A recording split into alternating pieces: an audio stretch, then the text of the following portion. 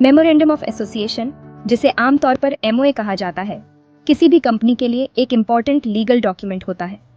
यह असल में कंपनी का चार्टर है जो बाहरी वर्ल्ड के साथ उसके रिलेशनशिप को बताता है। कंपनीज एक्ट 2013 के अकॉर्डिंग एमओए कंपनी के वर्क करने के स्कोप और शेयर होल्डर्स के साथ उसके रिलेशनशिप को डिफाइन करता है। इसे कंपनी का कॉन्स्टिट्यूशन समझो, जो उन एरियाज को डिसाइड करता है जहां तक वो वर्क कर सकती है। कंपनी को एक शिप समझो जो समुद्र में उतर रहा है। एमओए उस विशाल समुद्र की तरह है जो उसकी एरियाज को डिफाइन करता है और उसे अननोन एरियाज में जाने से रोकता है। यह उन बेसिक कंडीशंस को डिटरमिन करता है जिनके थ्रू कंपनी को काम करने की परमिशन है। वैलिड एमओए के बिना भारत में कोई कंपनी रजिस्टर नहीं हो सकती।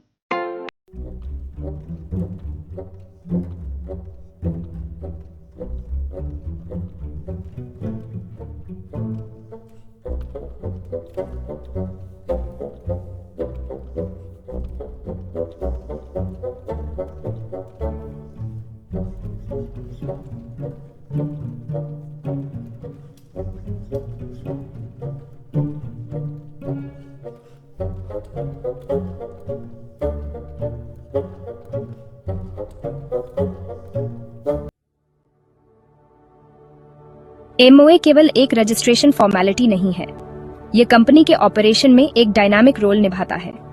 यह इंटरनल डिसीजन लेने के लिए एक गाइडिंग डॉक्यूमेंट के रूप में वर्क करता है। एमओए के स्कोप से परे किसी भी एक्टिविटी के लिए अमेंडमेंट की नीड होती है। अकाउंटेबिलिटी इंश्योर करता है। बाहरी रूप से कॉन्ट्रैक्चुअल एग्रीमेंट्स और बिजनेस रिलेशनशिप्स को एस्टैब्लिश करने के लिए एमओए इंपॉर्टेंट है। यह थर्ड पार्टीज को लेन देन में शामिल होने के लिए कंपनी की लीगल कैपेसिटी के बारे में क्लैरिटी प्रोवाइड करता है। यह एथिकल और लॉफुल बिजनेस प्रैक्टिसेस के प्रति कंपनी की कमिटमेंट का प्रूफ है। एमओए को 6 डिफरेंट सेगमेंट्स में बनाया गया है। जेएचओ कंपनी के एग्जिस्टेंस के एक स्पेसिफिक एस्पेक्ट्स को बताता है। फर्स्ट नेम क्लॉज, यह क्लॉज कंपनी के रजिस्टर्ड नेम को बताता है जो लिमिटेड या प्राइवेट लिमिटेड के साथ एंड होता है। सेकंड, रजिस्टर्ड ऑफिस क्लॉज, यह क्लॉज उस स्टेट को स्पेसिफाइड करता है जिसमें कंपनी का रजिस्टर्ड ऑफिस एस्टैब्लिश्ड है। थर्ड, ऑब्जेक्ट क्लॉज, यह इंपॉर्टेंट क्लॉज कंपनी के मेन ऑब्जेक्टिव्स और उन एक्टिविटीज को डिफाइन करता है जिन्हें करने के लिए इसे ऑथराइज्ड किया गया है। फोर्थ, लायबिलिटी क्लॉज, यह क्लॉज कंपनी के मेंबर्स की लायबिलिटी को डिफाइन करता है जो उनकी शेयर होल्डिंग तक सीमित है। फिफ्थ, कैपिटल क्लॉज, यह क्लॉज कंपनी की स्पेशल शेयरिंग को डिसाइड करता है जो उस मैक्सिमम अमाउंट की ओर रिप्रेजेंट करती है जिसे वह जुटा सकता है। सिक्स्थ, सब्सक्रिप्शन क्लॉज, इस क्लॉज में कंपनी के एमओए के सब्सक्राइबर्स का डिटेल्स होता है जिसमें उनके नेम, एड्रेस और सब्सक्राइब किए गए शेयरों की डिजिट्स शामिल होती है।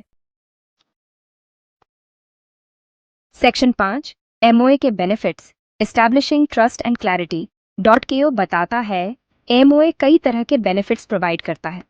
सबसे पहले, यह एक सेपरेट लीगल एंटिटी के रूप में कंपनी की लीगल आइडेंटिटी एस्टैब्लिश करता है। यह सेपरेशन इंश्योर करता है कि कंपनी की लायबिलिटीज और एसेट्स उसके मेंबर्स से अलग हैं। दूसरे, एमओए कंपनी के ऑपरेशन के एरियाज को डिफाइन करता है जिससे शेयर होल्डर्स को इसकी एक्टिविटीज के बारे में क्लैरिटी मिलती है। इन्वेस्टर्स को अट्रैक्ट करने और बिजनेस पार्टनरशिप हासिल करने के लिए यह क्लैरिटी इंपॉर्टेंट है। लास्ट में, एक अच्छी तरह से तैयार किया गया एमओए कंपनी की ट्रस्ट को बढ़ाता है। इसे एक ट्रांसपेरेंट और ट्रस्टवर्दी ऑर्गेनाइजेशन के रूप में शो करता है। पार्ट 6, एमओए का डिफाइन कंपनीज इंटरनल मैनुअल, जबकि एमओए दुनिया के साथ कंपनी के एक्सटर्नल रिलेशन को डिफाइन करता है।